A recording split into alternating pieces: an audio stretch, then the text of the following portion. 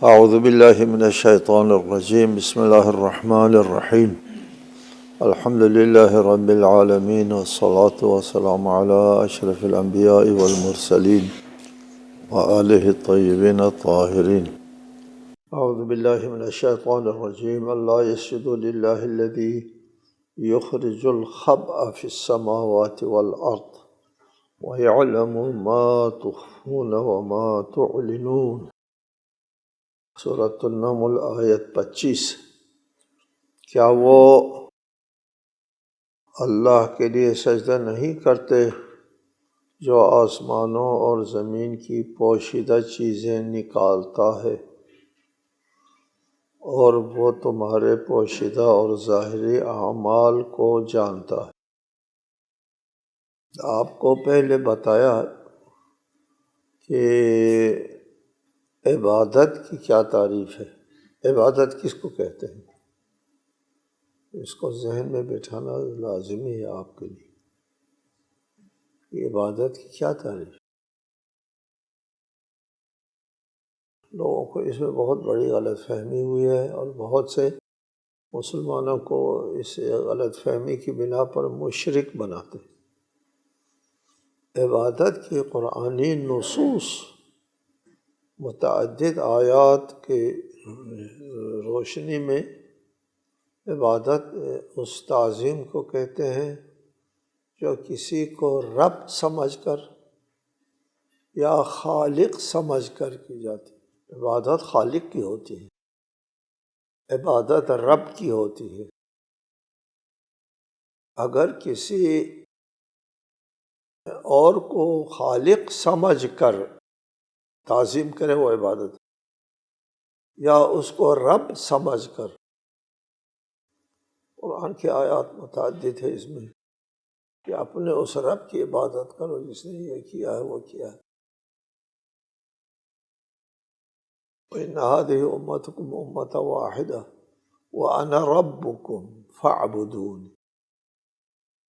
میں تمہارا رب ہوں، پس فائے تفریع، جب میں رب ہوں تو پھر میری عبادت کرو، چونکہ عبادت رب کی ہوتی ہے۔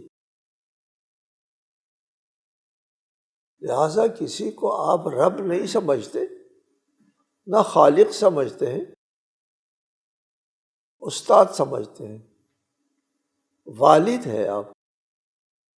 وَاخْفِضْ لَهُمَا جَنَاحَ الذُّلِّ، یہ اپنے تواضع کے پروں کو نیچے کرو۔ والدین کی تعظیم، استاد کی تعظیم، یہ عبادت نہیں ہے، یہ شرک نہیں ہے۔ اس آیت میں بھی ہے، کیا وہ اس اللہ کو سجدہ نہیں کرتے جو پوشیدہ چیزوں کو آسمان و زمین میں نکالتا ہے۔ خالق ہے اللہ تعالیٰ، خالق بمعنی موجد و ایجاد۔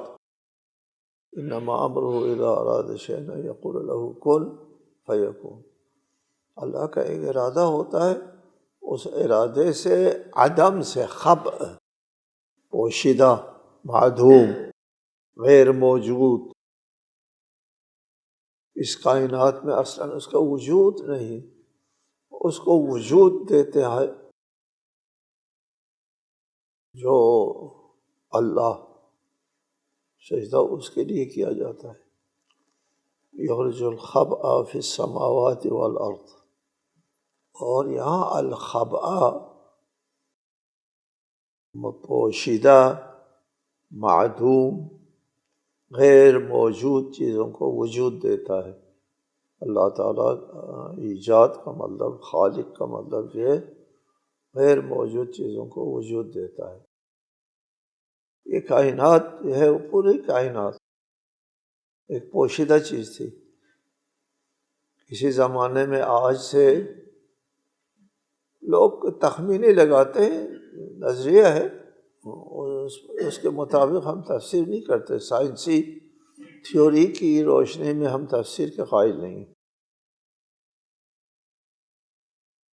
تھیوری ہے اور نہ مفروضہ ہے، مفروضہ بدل سکتا ہے۔ مجھے بہت مسلم اور بڑے بڑے نظریے، مفروضے بدل گئے ہیں۔ اور آج کل آئنسٹائن کے جو بہت مشہور نظریہ وظریہ ہے اس کے اوپر بھی نظر ثانی ہو رہی ہے. نظریہ ہے بدلتا ہے. بہرحال اس نظریے کے تحت کہتے ہیں آج سے پتہ نہیں کتنے اربوں سال پہلے ایک دھماکہ ہوا. وہ دھماکے کے نتیجے میں کائنات وجود میں آئی. اس دھماکے کے وقت اتنی ترقی ہوئی جتنی ترقی اس وقت سے لے کر آج تک نہیں ہوئی، جتنی ترقی اس دھماکے کے وقت ہوئی. اس دھماکے پر کیا وقت لگا؟ وہ وقت بتانے کے لیے بہت کچھ ان کو بتانا پڑتا ہے. وقت کی کوئی اور اکائی بنانا پڑتا ہے ان کو، کیونکہ وہ ایک سیکنڈ کے اربویں حصے میں وہ دھماکہ ہوا تھا. یعنی اس کا مطلب یہ ہے کہ وہ جب دھماکہ ہوا کسی وقت میں نہیں ہوا. جب اللہ تعالیٰ کن کہتا ہے تو وہ یکون ہوتا ہے. وہ خود بھی کہتے ہیں اس دھماکے کے نتیجے میں وقت بھی وجود میں آ گیا. پہلے وقت نہیں تھا. فضا بھی وجود میں آ گئی، فضا بھی نہیں تھی. ایسا نہیں کہ فضا میں دھماکہ ہو، فضا بھی اس دھماکے سے وجود میں آئی. وقت بھی اس کے بعد وجود میں، وقت سے پہلے، فضا سے پہلے. پوشیدہ ترین اس کائنات جو ہے وہ پوشیدہ، الخبء، غیر موجود. ہم اس تھیوری پر تفصیل نہیں کر رہے، وہ ایک تھیوری کا ذکر کر رہے ہیں بالمناسبہ. وَيَعْلَمُ مَا تُخْفُونَ وَمَا تُعْلِنُونَ. تمہارے پوشیدہ اور ظاہری اعمال کو جانتا ہے. یہ رب کی خصوصیات میں سے ہوتا ہے. عبادت رب کی ہوتی ہے، اور رب وہ ہوتا ہے جو ہمارے حالت آگاہ ہے. اللہ لا الہ الا هو رب العرش العظیم. وہ کون ہے جو آسمان اور زمینوں میں پوشیدہ چیزیں کو نکالتا ہے؟ وہ اللہ ہے، اس کے سوا کوئی الہ، کوئی معبود نہیں ہے. وہ عرش عظیم کا مالک ہے. پہلے کئی بار بتا دیا ہم نے، یہ موقف اختیار کیا ہے کہ عرش جو ہے وہ مقام تدبیر کا نام ہے. اللہ تعالیٰ کائنات کی تخلیق کے بعد جب مقام تدبیر پر متمکن ہوتا ہے تو اس کو عرش کہتے ہیں. عرش کوئی جگہ نہیں جس کے اللہ تعالیٰ اس کے اوپر بیٹھا ہے.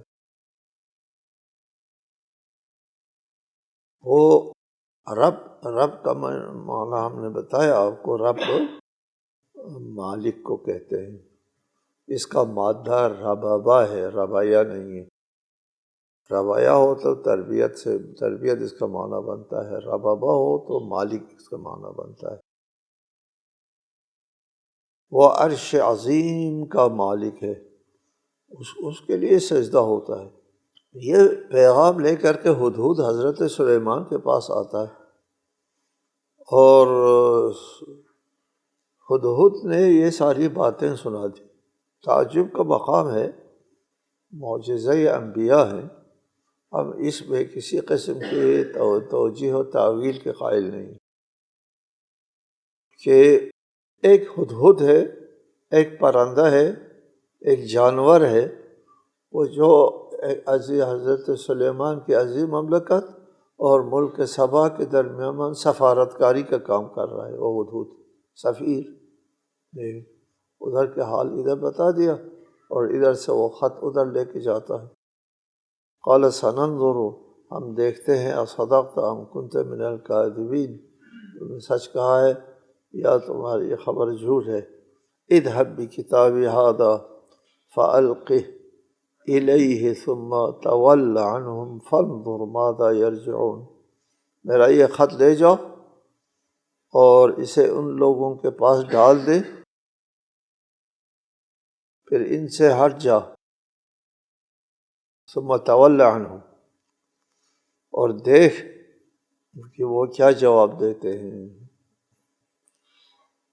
اچھا جی، یہ تعبیر بھی بتاتا ہے کہ یہ ہدہد سفارتکاری کا کام کر رہا تھا، وہ انسان ہو تو پھر خط دیتا ہے، خط ان کے ہاتھ میں تھماتا ہے، یہاں نہیں کہو ان کو خط دے دو، یہاں تک پہنچا دو، القی، اس خط کو ڈالنے کے بعد فانظر ماذا یرجعون، پھر دیکھ وہ کیا کرتے ہیں، کیا جواب دیتے ہیں۔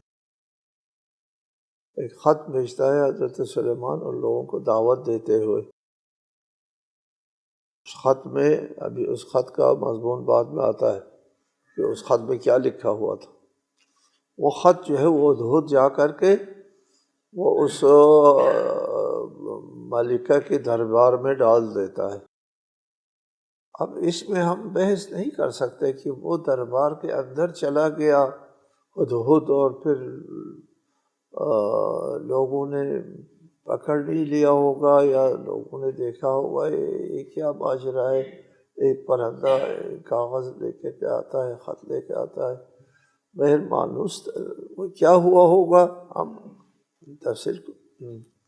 تفصیل میں نہیں جانتے، اس لیے ہم کو کوئی پتہ نہیں ہے۔ قرآن میں بھی تفصیل نہیں ہے کہ یہ جزئیات قرآن بیان نہیں کرتا، قرآن ہمیشہ جو کلی ہے وہ ان کو بیان کرتا ہے۔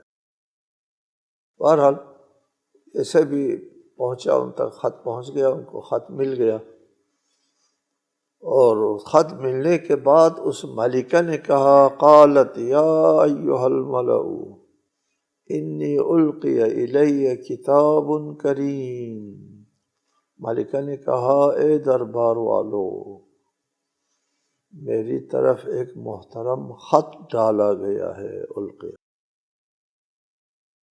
خط کو محترم کہہ دیا اس ملکہ نے، محترم خط، قابل توجہ خط، یعنی خط کا مضمون پڑھنے کے بعد اس کو پتہ چلا کہ اس خط کا لکھنے والا جو ہے کوئی محترم شخصیت ہے۔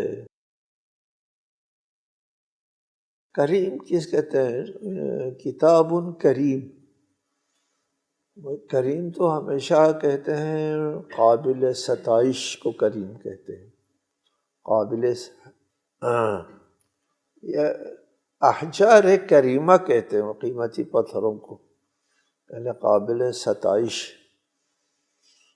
یہاں پہ اس خط کو کریم کہا، یعنی قابل ستائش خط ہے۔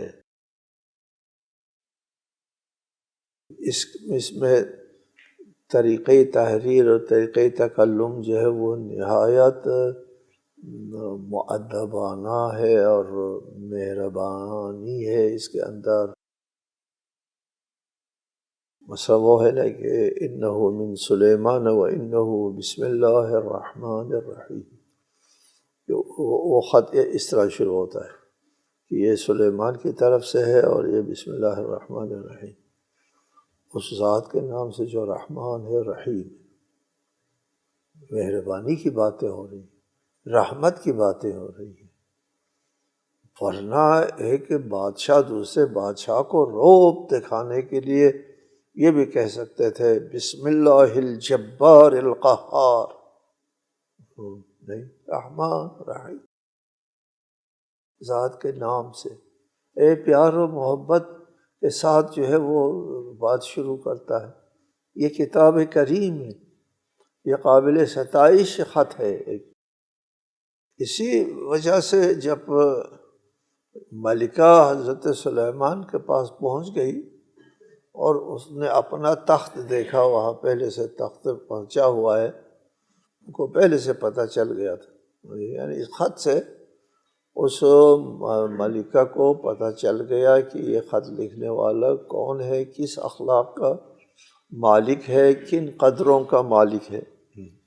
انہ من سلیمان و انہ بسم اللہ الرحمن الرحیم۔ یہاں تھوڑی سی ہم بات کریں گے بسم اللہ کے اوپر، کہ حضرت سلیمان کے اس خط میں بسم اللہ الرحمن الرحیم سے یہ خط شروع ہوا تھا، بسم اللہ سے۔ ہمارا موقف ہے، ہم نے پہلے بتایا آپ کو کہ بسم اللہ الرحمن الرحیم قرآن کی آیت ہے، سورہ الفاتحہ کی آیت ہے، ہر سورہ کا حصہ ہے، آیت قرآنی ہے بسم اللہ۔ یہ ہم نے پہلے آپ کو بتا دیا، اس کے حوالوں سے بتا دیا کہ بسم اللہ نہ صرف آیت ہے بلکہ تمام آیات سے بہتر آیت ہے۔ الجہر بسم اللہ الرحمن الرحیم جو ہمارے ائمہ علیہ السلام کی سیرت ہے، رسالت میں آپ کی سنت ہے، وہ بھی ہم نے آپ کو بتا دیا کہ بسم اللہ الرحمن الرحیم ہے، وہ قرآن ہے، آیت ہے، ایک چیز۔ دوسری چیز آپ کی اس کے لیے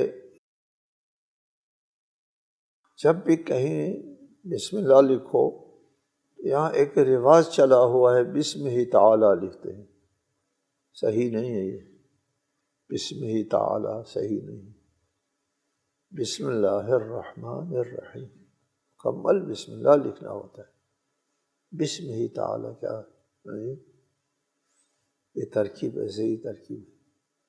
صلح حدیبیہ کے موقع پر صلح نامہ لکھا نا حضرت علی علیہ السلام نے، تو اس میں لکھا بسم اللہ الرحمن الرحیم۔ مشرکین نے اعتراض کیا، یہ جو ترکیب ہے آپ لوگوں کا کلچر، ہم کو قبول نہیں، بسم اللہ الرحمن الرحیم کو ہم نہیں مانتے، یہ ترکیب، یہ ثقافت اور آپ کی یہ اصطلاح اس صلح نامے میں ہم کو قبول نہیں ہے، لکھو بسمک اللہم لکھو۔